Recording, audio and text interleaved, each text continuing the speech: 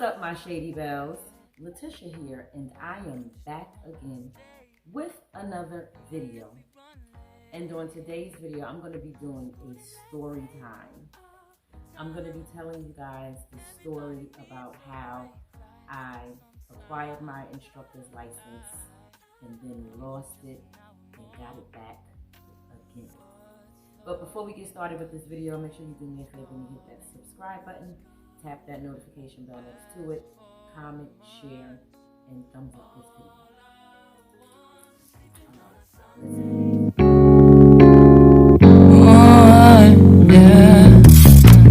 Wait, we don't have to start the day yet. I just wanna stay, even if we run late. This morning, let's take our time. Everybody needs a break. So, as most of you know, I am a licensed cosmetologist and I'm also a licensed instructor. And I got my instructor's license initially about 8 years ago. And the way that I got my instructor's license, it was really simple. I didn't have to go to school. All I had to do was challenge the state board of cosmetology in the state of North Carolina. And the way you do that is by just taking the exam. So instead of me having to go to school and get hours needed to get an instructor's license, all I had to do was challenge the board. And the reason why I was able to challenge the board is because I had my cosmetology license at the time for more than 5 years.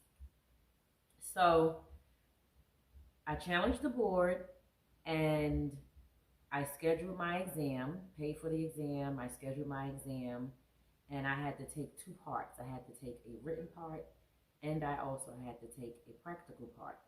So the practical part is where you have to actually demonstrate in front of the state board proctors how you would teach a class. And they give you different subjects. Well, they give you one subject to teach on. And when I did it 8 years ago, the subject that I had to teach was a relaxer retouch. So I took the test, the practical exam, and I passed it, no problem. At that time, I believe the passing score was an 80, and I think I got like an 81 or 82 or something like that. Then, after I took that test and passed it, I went ahead and scheduled my written exam, took that, and I passed it. So, before you knew it, I was licensed to teach cosmetology. So once I got my license, I did work at the school I'm currently working at right now, but I didn't stay long. I only stayed there for about a month, and this is when the school first opened. I was there for about a month, and then I left and moved out of state to Georgia. In fact, I have my instructor's license. Well, it's expired right now, but we'll get into that a little bit later on in this video or another day. But anyway, I transferred my instructor's license to Georgia, my cosmetology license to Georgia, and I moved to Georgia. And then after that, I never practiced teaching anymore. I just had the license in North Carolina. But time had gone on, and I let so much time go by that my instructor's license in North Carolina had expired.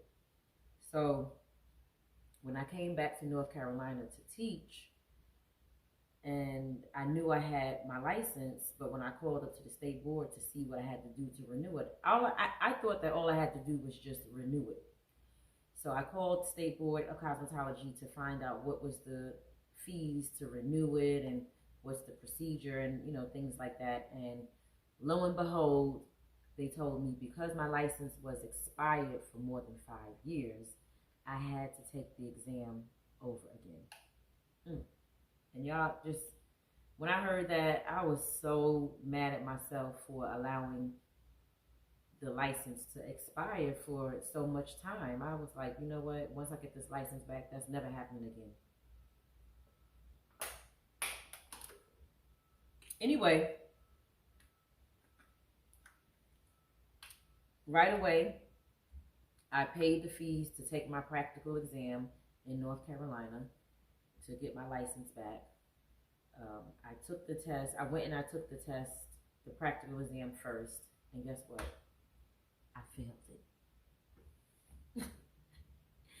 Y'all, I was so livid and angry with myself for even allowing the license to expire. I was like,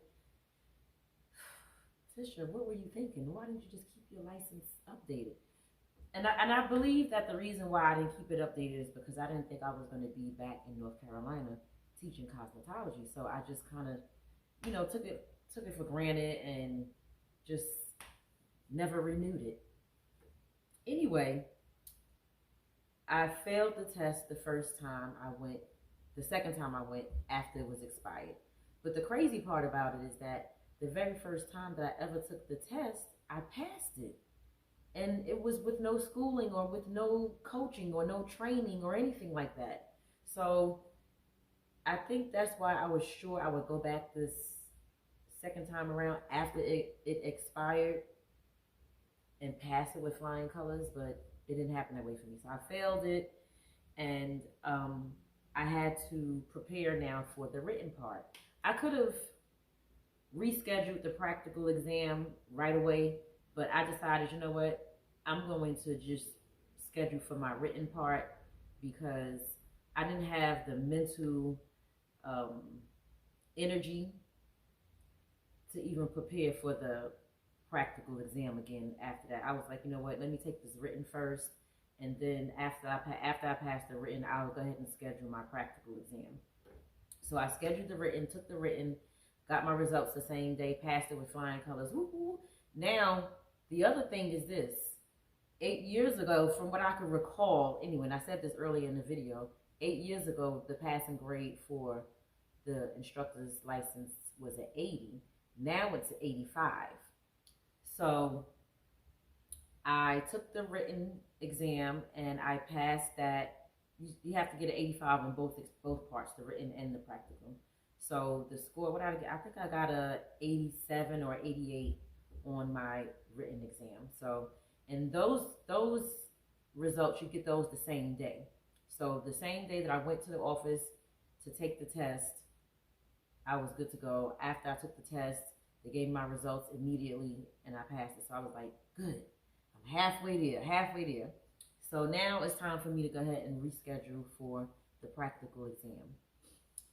And also, I meant to tell you guys, the second time I took the test after I let my license expire, I had to do a lecture on, what was it? Razor cutting. I had to do razor cutting. So now I rescheduled for the exam again. And what happens is once you schedule your exam, they pick the topic that you're going to teach. So they chose for me to teach this time permanent waving. When I saw that I had to do permanent waving, I was looking like, what? First of all, I haven't done a permanent wave since I left hair school. I was like, oh my God. And then the other thing about it is, for the most part, I teach the natural hair care program. So a lot of the information on certain subjects, I haven't refreshed myself on. So I was sitting there like, oh my God, what am I going to do? How am I going to teach this in the lecture for this exam? And, it was just like, I was freaking out. So right away, I said, you know what? You're going to have to get into that chapter of the cosmetology book and reread it. And you're going to have to go on YouTube and look up, how to do a permanent wave all over again. Like I had to literally relearn how to do a permanent wave. Because like I said, I haven't done a permanent wave since I was in hair school. Probably thinking, what is a permanent wave, Tish? Well, a permanent wave is a chemical that's performed to make your hair curly. And most people that get that type of services, like Caucasian, Spanish, or even Mexicans, Asians, anybody that has like straight hair and you want your hair to be like curly or like a little wave or some type of S formation or something like that, you would get a permanent wave. And those are actually what's called a perm. Now, us as African Americans, or us, women who have, or people in general who have naturally curly hair, we get what you call a relaxant. What that's doing is making your curly hair straight. So it's almost, the permanent wave is almost like a jerry curl process. Anyway, y'all, I think I had about 2 weeks to prepare for this exam. And so I made sure that I had everything that I needed to take the exam in order, which is like my lesson plans. You have to have 2 different types of lesson plans, right? You got to have the lecture lesson plan and the demonstration lesson plan. So the second time that I took the test after I let my license expire, I only went with one type of lesson plan, and that was the theory lesson plan, the lecture lesson plan. So I know that that's probably, that more than likely that's a part of the reason why I failed. And then the other thing is, when I took the test 8 years ago, the lesson plan that they asked for wasn't as extensive as the lesson plan that they want now. So, over time things change. I just didn't keep up with the change, obviously. So now let's fast forward, but let's get back to what I was saying. I made sure that I prepared for the exam by making sure that my lesson plans was together. I read the chapter on permanent waving. I watched videos on permanent waving. One of the other instructors at the school helped me with the permanent waving. She even helped me prepare for the exam by testing me like a day or two, like 2 days before I had to take the exam. We actually did like a mock state board drill so that I could make sure that I'm ready for the exam. And my son's girlfriend, we did the same thing as well. Like, she ran through the whole state board with me. She gave me a drill. So like, when I tell y'all I was not playing around, I told myself, because I had to drive from Charlotte to Raleigh, North Carolina, which is 3 hours away, to take this exam.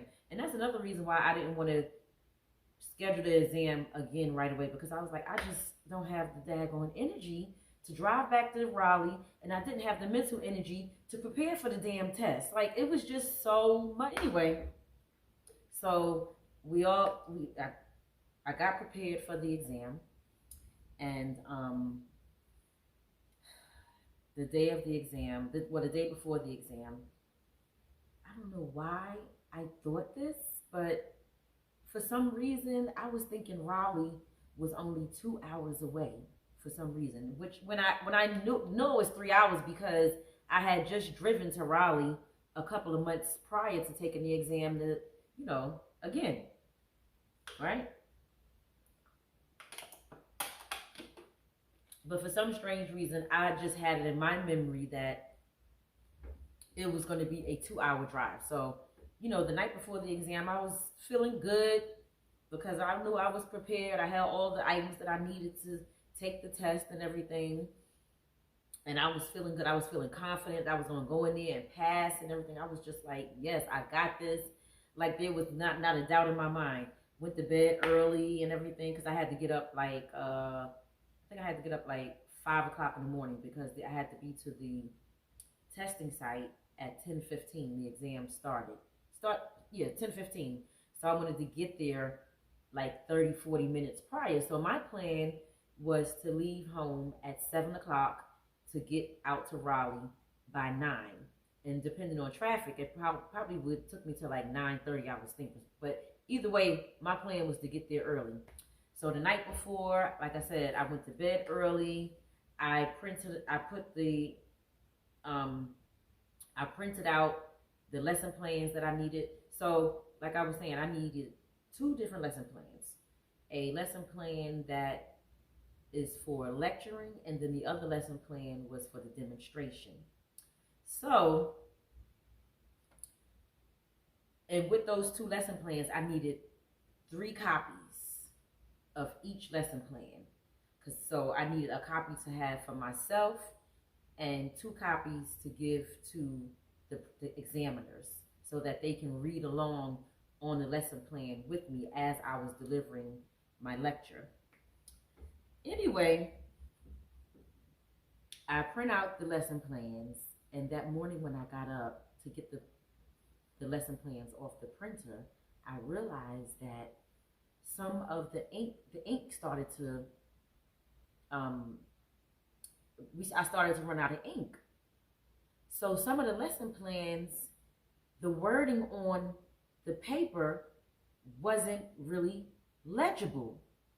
Like it was, like you could tell that the ink was running out. But what I noticed is I was able to put my glasses on and still read it, right?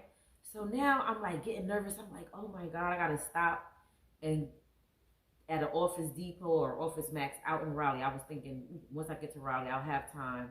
I can just go and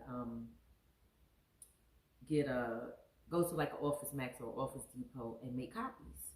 So I was like, okay, I ain't gonna worry about it. I'm not gonna worry about it. So I knew I had to go stop and get some gas and this and that, right?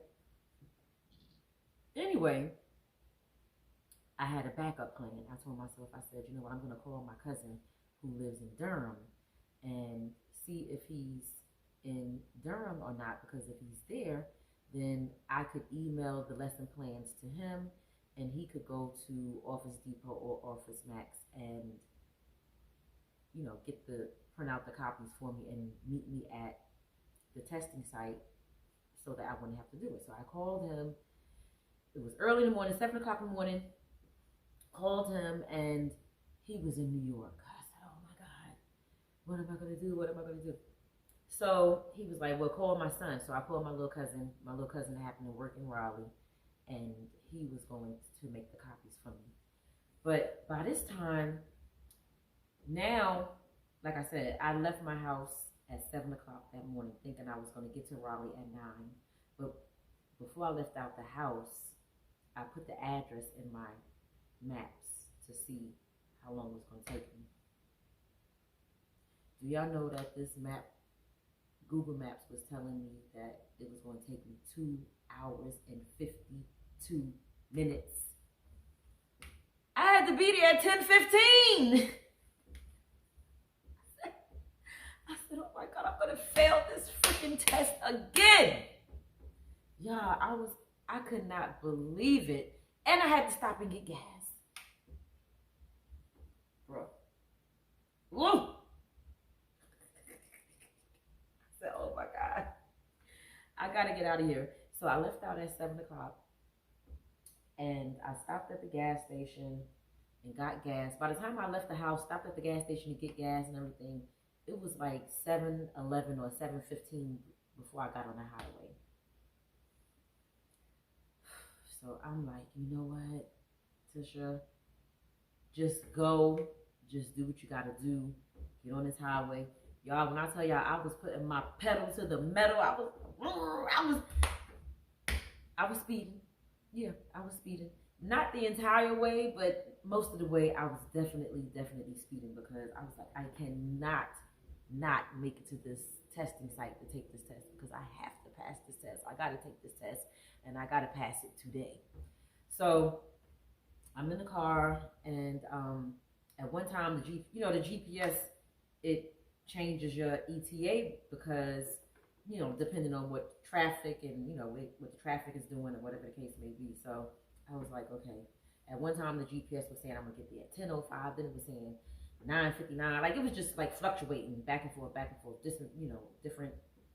different times or whatever. So while I was in the car, I was just thinking, I'm not gonna have enough time to go and get the lesson plans printed out from my little cousin, because I have to be at the testing site at 10:15. So while I was driving, y'all, I was rummaging through the lesson plans, making sure that I had them all in order and making sure that I had the copies that I was going to keep for myself, you know, the ones that wasn't so legible to go inside the testing site with and everything. So I was just doing all of that, speeding, and all this at the same time. Yes, it was that serious. Anyway, I wound up getting to the testing site at what time I got there? I think I got there at 10:05. I got there at 10:05, and there was an examiner standing outside waiting for the candidates that was going to be taking the exam to come in and whatever. So as soon as I got there, I'm like boogieing, trying to get everything out the car, whatever. So she was like, "Are you here for your instructor's state board exam?" I was like, "Yes." And I was like, "Let me just get stuff out my car, whatever." And got stuff out my car, went inside, and this is what happened next. Okay, so I am getting ready to check the website to see if I passed my test. Let's go here and see if I passed. I think I did. I really believe that I did.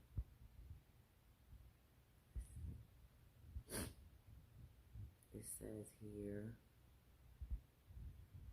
I'm gonna let y'all see it.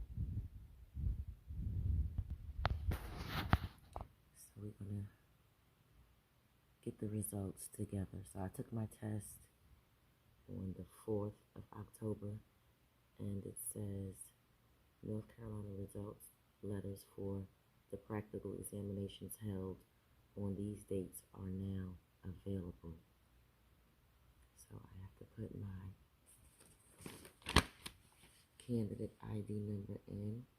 So that is, hold up now, 336928928 746. Oh, this is it. Oh my God. This is it. I'm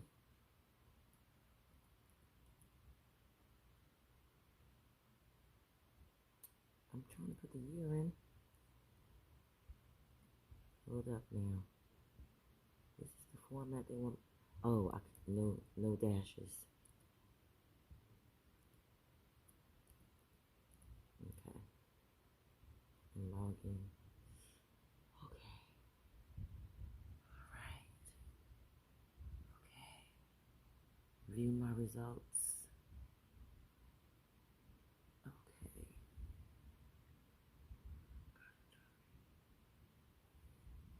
Okay. Step 1. Wait a minute. Instructions. Step 1. Click on print letter to view your results. Step 2. Let's see. I think I passed. Let's see. What's going on? So there you have it. I passed my state board exam on the second try. 8 years later, after I let it expire for more than 5 years. So the moral of the story is, girl, stop being a slacker and make sure you renew those licenses, Tish. I'm preaching to myself right now. I'm preaching to myself, and those of you that's out there, don't procrastinate on things that is of importance. If you have important licenses or certificates and things like that, baby, don't let those things expire. Get them renewed, especially if you have the money to do it. Sometimes, you know, people are in financial hardships and they just can't seem to get things done like that. But if you got the money to take care of these type of things, take care of it. Don't be like me and let the shit expire, and then you got to go through all these different changes and stuff like that. It's not worth it.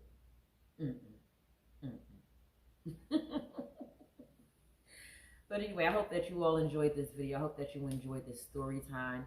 Let me know in the comment section below if you want to hear more story times from me. I got a ton of stories to tell, things that has happened in my life with me, by myself, and with other people. Like, if you all want me to make more story time videos, I can definitely do that. But anyway, I want to thank you all for watching. Don't forget to hit that subscribe button, tap that notification bell next to it, comment, share, and thumbs up this video. So until next time, deuces. Bye, guys.